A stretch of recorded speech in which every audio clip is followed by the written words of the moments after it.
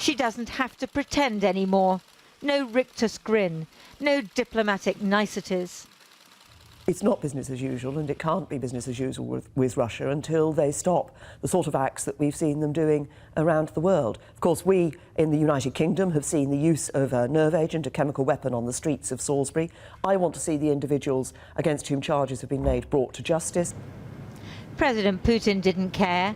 He dominated this G20 in Japan, scarcely bothering to deny the poisoning of the former double agent Sergei Skripal and his daughter Yulia in Salisbury, while speaking to the Financial Times.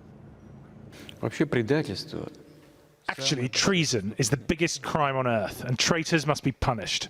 I'm not saying they should be punished the way things happened in Salisbury, but traitors must be punished. He went on to diss the entire Western democratic project of the last 75 years. This modern so-called liberalism is, in my opinion, obsolete. Our Western partners have admitted that some of its points are just unrealistic, multiculturalism and so on. No, they haven't, according to the representative of the European Union, a great liberal post-war institution.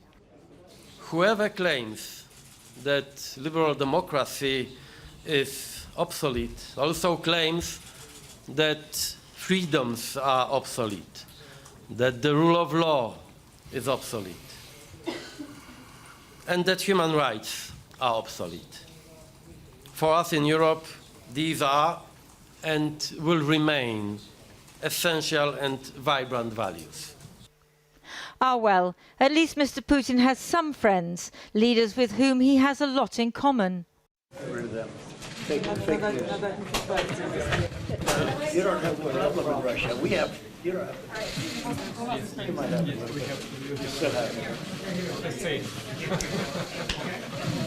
And when asked if he's going to tell Mr. Putin not to meddle in the next US election,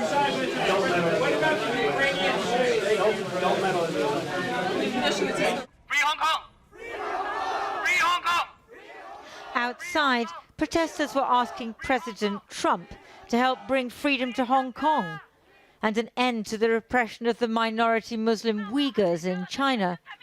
But who was arguing on their behalf inside, or on behalf of imprisoned journalists in China, Russia, or anywhere else? It was a G20 where demagogues and populists held sway. The leaders of Western democracies are either too weak to defend the principles on which their nations were founded, or happy to abandon them. They gathered for what's called the family photograph. It was a Russian writer, Tolstoy, who said all happy families are alike, but each unhappy family is unhappy in its own way. Despite the smiles, this G20 was unhappy indeed. Liberalism, even democratic socialism, might be flourishing in parts of the United States, with the likes of Bernie Sanders and Alexandria Ocasio-Cortez waving the banner of progressive politics. But according to Russia's President Vladimir Putin, liberalism is obsolete. He's not the first to declare the death of the defining philosophy of Western democracies, but at a time when we are witnessing the rise of extremism and fundamentalism across the world, could he be right? Well, joining me now from Brussels is Yasha Monk, academic and author, whose latest book is called The People versus Democracy. Thanks for coming on the programme, Yasha. Is he right? No, he's not. I mean, what's important here is to understand what Putin is trying to do, what he's trying to say.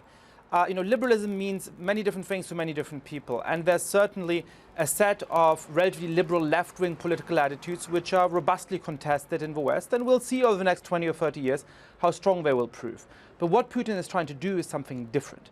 He's trying to say that because people have disagreements about migration policy, about different kinds of issues within Britain, within the West, we should turn away from liberal democracy, from a political system in which we rule ourselves and we have individual freedom, as he has done in Russia. And he is absolutely wrong that this would be a better political system, and he is wrong that Britain or the rest of the West is headed in that direction. So what you're saying is that what he's essentially doing is coming up with an intellectual argument to justify, his own lack of opposition against his rule of power, and indeed, some would say, his greed for holding on to it.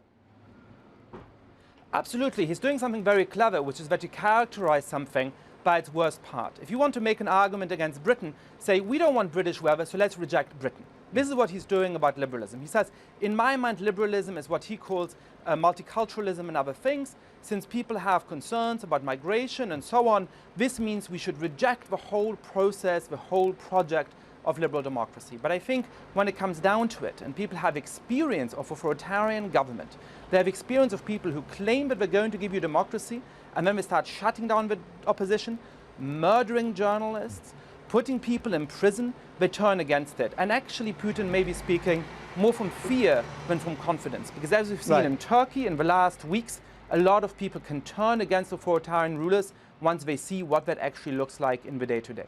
But only 10 years ago, we assumed that liberal democracy would be on the rise and rise, that this was the benchmark of how to govern societies.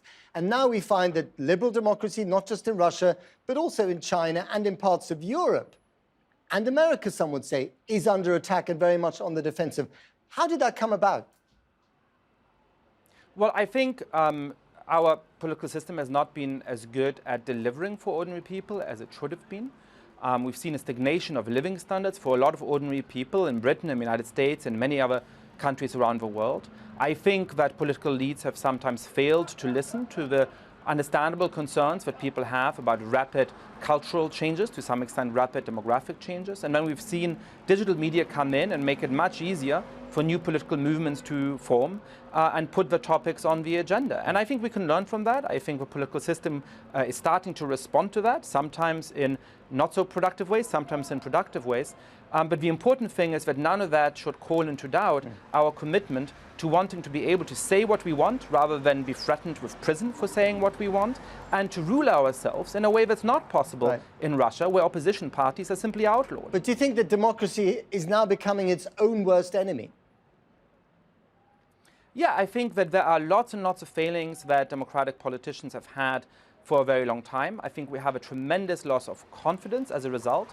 I think a lot of citizens of democratic countries are so dissatisfied with our political system that they say, perhaps we should give something else a try, and when somebody comes in and makes grand promises, why don't we give them a look? But once they come to know those people better, once they've actually come to live under a political system, under a government that oppresses them, that sends people to prison for 10 or 15 years, I think they come to remember the importance of those values. And in that sense, I think liberalism continues to be in the ascendant and will actually end up triumphing even in places like Russia.